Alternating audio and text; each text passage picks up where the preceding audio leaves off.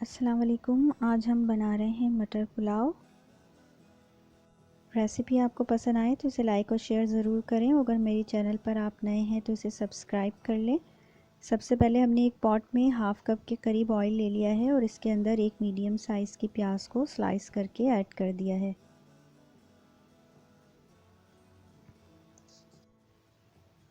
अब प्याज के किनारे हल्के हल्के गोल्डन होने लगे हैं तो मैं इसमें कुछ गरम मसाला शामिल कर रही हूँ।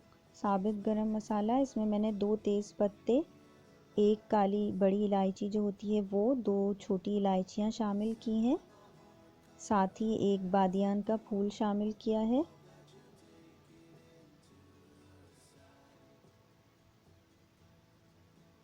एक इंच का दालचीनी का टुकड़ा शामिल किया है। 3 से 4 लौंगे हैं और 4 से 6 के करीब काली मिर्चें हैं। साथ ही 1 टीस्पून के करीब मैंने सफ़ेद ज़ीरा शामिल किया है।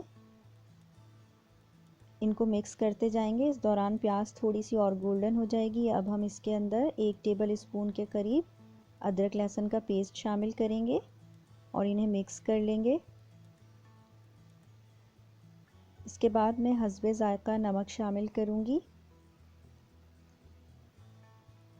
नमक शामिल करके हम इसे मिक्स करेंगे और यहाँ पर मैं 1 कप के करीब मटर शामिल करूँगी। ये फ्रोज़न मटर हैं जिन्हें मैंने पानी में भिगो कर रखा था ताकि ये थोड़े से नॉर्मल आ जाएं टेम्परेचर पर। और साथ ही मैंने 1 टेबल स्पून के करीब चिकन पाउडर शामिल किया है। अगर आपके पास ये ना हो तो आप इसकी जगह 1 क्यूब भी शामिल कर सकते हैं, चिकन क्यूब। इन्हें मिक्स कर लेंगे।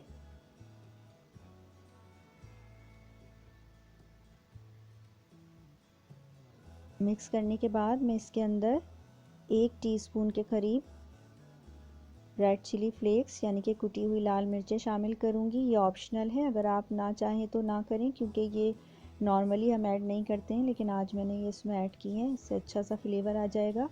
और अब हम यहाँ पर पानी शामिल करेंगे इतना कि ये मटर गल जाएं और चावलों के लिए काफ़ी हो। 500 ग्राम्स चावलों के लिए 3 से 4 गिलास तक पानी शामिल कर दें। ये देखिए मटर गल चुके हैं। अब हम इसके अंदर 500 ग्राम्स चावल शामिल कर रहे हैं जो कि हमने भिगोकर आधे घंटे के लिए रख दिए थे। ये बासमती राइस है और इन्हें आधे घंटे तक मैंने भिगो दिया था। पानी जो है आप अपनी मर्ज़ी से शामिल कर सकते हैं। अगर आप चावलों को नरम रखना चाहें तो ज़्यादा पानी शामिल करें, वरना आम तौर से पुलाव वगैरह में 1 इंच ऊपर तक पानी रहना चाहिए चावलों से, तो वो आप उस हिसाब से एडजस्ट कर सकते हैं पानी की मकदार। और मीडियम टू हाई हीट पर मैं इसे 3 से 4 मिनट तक पका रही हूँ। इसके बाद फिर हीट जो है हम थोड़ी सी कम करेंगे, मीडियम टू लो कर देंगे, इसे ढक देंगे और ढककर 3 से 4 मिनट और पकाएंगे। ये देखें अब चावलों में पानी थोड़ा सा रह गया है बिल्कुल, तो चावलों को हम हल्का सा मिक्स करेंगे ताकि ये टूटे नहीं और इसे दम पर रख देंगे 10 से 15 मिनट या 15 से 20 मिनट तक के लिए। बहुत अच्छे तरीके से चावल दम आ जाएंगे उस दौरान।